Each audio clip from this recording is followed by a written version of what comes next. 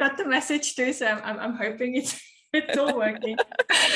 I just want to say a big shout out and thank you everyone for joining the group, all the new members here in our group, Complex PTSD and Resources, and a big shout out to the people who've been here for quite a while and being so generous in sharing their insights, their wisdom, their resources, and having the courage too to ask when there is questions. This is what the group is all about. So that's beautiful. So for those of you who don't know me yet, I am Tanja Windegger. So I do have a lived experience of complex PTSD myself, and I'm here today with Prabha. And I think you speak from experience there as well.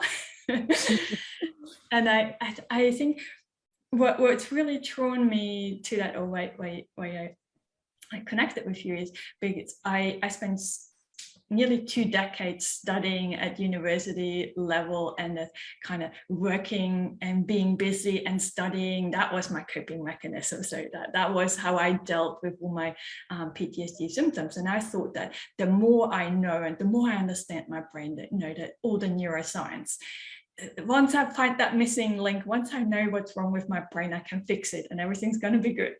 And as you probably know, it doesn't happen like that. It just kept me stuck there. And I didn't realize for so long that to heal, I actually need to get out of my mind or my brain more and actually get into my body and allow myself to feel my body. And that was really very challenging for me, but that's where the healing was. And I think this is kind of your area there. So I'd like you to tell us a little bit about that mind-body connection, if you like. Yeah, absolutely. So my name is Prabha. Thank you so much, Tanja, for inviting me and allowing me to share this space with you. And thank you everyone who's watching for being here and spending your valuable time watching this. So my background is also very similar to Tanya's, because I worked in the corporate world for like also 20 years. Hey, 20, magic word. So, and it was all about, and I took great pride in my intellect. My intellect was my go-to for everything. Like, I studied to a very high qualification, all these things. And in my society, in my culture, because I'm Indian, we very much value that kind of, academic side of things, yes, which is what the brain is really good at. But when it came to healing myself, so I became depressed when I was 16, and I left my body when I was 8 years old. So I remember this moment when I was 8 and I left my body, and then I didn't notice any difference in my life. When I was 16, I became really depressed. I was suicidal for a very, very, very long time. And I tried to cope. I tried to cope with through external success, those kind of things. But it was around when I was in my 30s that I had a full collapse. So I was just, I couldn't carry on anymore. I didn't check my post for like 5 years. I didn't answer any phone calls for 7 years. I was just in complete shut down. And I had, numerous mental health issues. I was chronically depressed. I had anxiety all the time, panic attacks, etc. And it was actually while trying to heal myself. And then one day I decided that I wanted to heal myself. And that decision, I have to say to anybody who's listening, is a very important moment. Making that decision, no matter what it takes, is a very crucial moment in our lives. And as I went through the journey of healing myself, I found that all the time I had a response in my body. I had a response in my body. And when I did the work in my body, I got better. Not just better, I got exponentially better. So for those who don't know, like everything that we have in our mind has its roots in our bodies. So if you're feeling shame, or you think, oh, I'm not allowed to be visible, that's shame. Basically, that's what goes in the mind. I'm not allowed to be visible. In the body, it may feel like a restricted sensation, like a constriction. And that's where, when we do the work, we can get rid of that shame. And same thing with the fear. Fear, it's all these things keep us constricted, keep us less than we are. I mean, it may be impossible for you to believe, but for me, I was not somebody who talked at all. I basically was like paper. I literally didn't exist, you know. I just blew with the wind. There was nothing to me, no substance. And it's the work within the body of, you know, removing things from the root. That's the only reason I could heal. I honestly believe that I could never have done the work if I hadn't gone into my body. I feel the same way. Yeah, it's like, and I have to bring some kindness to it to myself too, because initially I was really beating up on myself. Oh, how could you be so stupid and, you know, spent years trying that? Why didn't you not know this earlier? And it's like, no, I did the best I could with what I knew back then, you know. It's like, but like you, it was exponential. Yeah. The healing once that's beautiful. Compassion is so big, and thank you for bringing that up. Compassion is so big. Like wherever you are at, don't blame yourself for where you're at. Just be compassionate and know that you were handed a lot, and if you're finding it hard, it's because you were put in that situation and you were handed a lot. That's why it's hard. It's not because you're not good enough or you're not trying hard enough. It's just the plate you were handed. Yes, so true, so true. Yes. So many have a very, very toxic inner critical voice, isn't it? It's Can you tell us a little more about what are you doing now? Because I believe you got a course or something. Tell us a little more. So before I go to my course, I'm going to tell you a little bit about how my work evolved. So when I was doing the work within myself, I was doing all this work, trying to, you know, remove the layers and layers of shame, fear, etc. And then, you know, the universe offers the next thing. And I had a child, and I brought my child up in what I call a very toxic way, because I just was passing on what I knew. And at some point, I realized I didn't want to continue this. I didn't want to do it like this anymore. And my child, when I started doing the healing work with my child, I didn't want to go and do it in the way I had been doing it, which is like talk about that thought, talk about that original trauma, talk about the original experience. So we started doing it in a more fun way, because I wanted the child to engage naturally. So we started going in the body and using storytelling. So the story of the body, where the body leads the story, and we go into this imagination space, the storytelling space. And what I found when we did that, the journey of healing became fun, number one. Second, it became exponentially more powerful. And then I thought, oh, storytelling and human beings have a very, very long connection back to time. If you look at advertising, they use storytelling. If you look at how folk tales or culture is passed along, it's through storytelling. Everything is storytelling. So when we started doing the work in our bodies through storytelling, the body opened up more. We became, sometimes the journey with my clients, the journey of healing is like we're laughing. Sometimes it's of course, sometimes there are tears, but sometimes it's just fun. You know, we go into funny places, we see like a funny bunny there, or something doing something really, really stupid, or a dragon's talking to us. And to give an example, one of the very vivid memories I have with my son when he did a release is he had like quite severe anxiety from when he was young. And we did a bit of what I call somatic imagery work, which is the work in the body. And we went in and he was drawn to his heart. And in his heart, there was a stone made of marble. And as we did the work, the stone turned into an egg. So it turned from not living to living. And then as we carried on doing the work, the egg started throbbing. And as we continued, it hatched, and out of the egg came a phoenix. And the phoenix just opened its wings, and it just radiated this light fire energy, and the wall that was around his heart completely crumbled. And in just that moment, he started radiating that heart energy. And the very next morning, because this was just before we went to bed, the very next morning, I noticed that from my son, he was different. He was much less anxious, and he had more mobility in his hips, which is what I mean about the mind-body connection. So mobility in the hips is related to our lower back. So our lower back, its mobility depends on how well we are supported.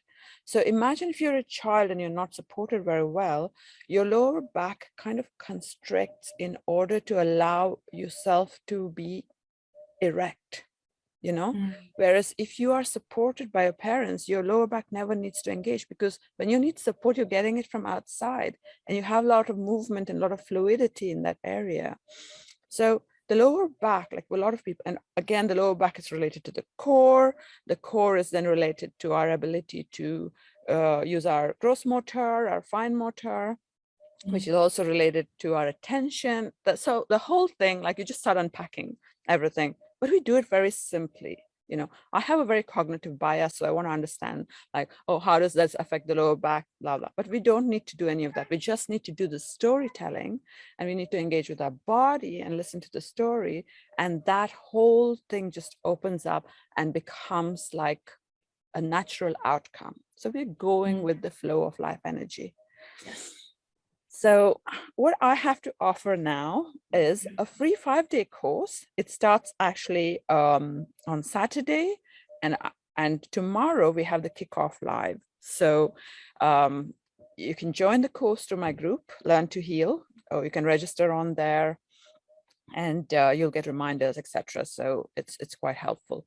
So in this course, we're going to handle one aspect of the work, which is our emotional triggers. Now, emotional triggers can keep us really stuck. So you may not know it. Maybe if you're a parent, your child has a tantrum, you have a trigger, you get triggered. So this is how we see emotional triggers. But the same mechanism underlies everything, like disassociation. Say you see something that reminds you of the past and you disassociate.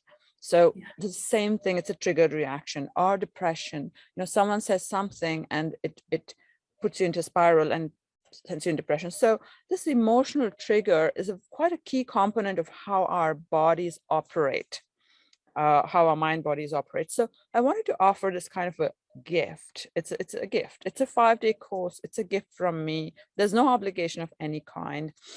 You can just come and you can join in every day of the 5 days. I share a little task for you to do. So it's an opportunity for you to go into your own inner journey, to see what's going on within you with my guidance. And every evening, and my evening, your morning, all the time zone thing. So I go live, and in my live, I talk about, we share insights, what's going on, etc. Now, the key thing you want to know is, like, working in your body is really a one-stop shop. Not only you hold everything that limits you within your body, but you also hold the truth of who you are, your authentic essence within your body. So when you're sitting there and thinking, oh, I don't really know whether this is a trigger or this is a genuine reaction, all the answers of all those things sit inside your body. That's why we work in the body, isn't it, Tanja? It's so true. But for so long, we so want someone externally to tell us. We want our doctors or psychiatrists or psychologists, whoever you work with, we want them to tell us what's wrong with me. It's like the answer is within. Yeah. It is all there. Yeah. Absolutely. I like it the way you say it's a one-stop shop. One-stop shop. Yeah, I like that. In England, we have something called a one-stop shop for what is that? It's a government service, I think, for which is one-stop shop. Okay. So I didn't make that up. Oh, that's amazing. It's like, I really hope you guys I was listening is taking advantage and really explore that if you haven't done that. And I get it. I almost had anxiety about doing that. I didn't want to feel my body. I was scared of, will I be able to cope kind of thing, all sorts of stuff will come up. But and then when we tie it to this or do this, like you said, a little task, every day for them. So it's not so overwhelming. We're not going to do everything in one you know, one call or one day. Totally. Yeah. In fact, I remember somebody who did my, I had previous 5-day courses, and I had somebody who couldn't feel her body at all in the first round of the course. And then she came on the second round and she said, oh my God, this time I could feel my body. Oh my God, this time I released something big. And I was like, yeah, that's good, because all you need to do, all of you just need to take that little step. Don't take responsibility for the outcome. Just come, have a bit of fun. That's it. And if you can't do any of it, just listen. It's totally fine. You know, you would never, it's against my ethos to apply any kind of pressure.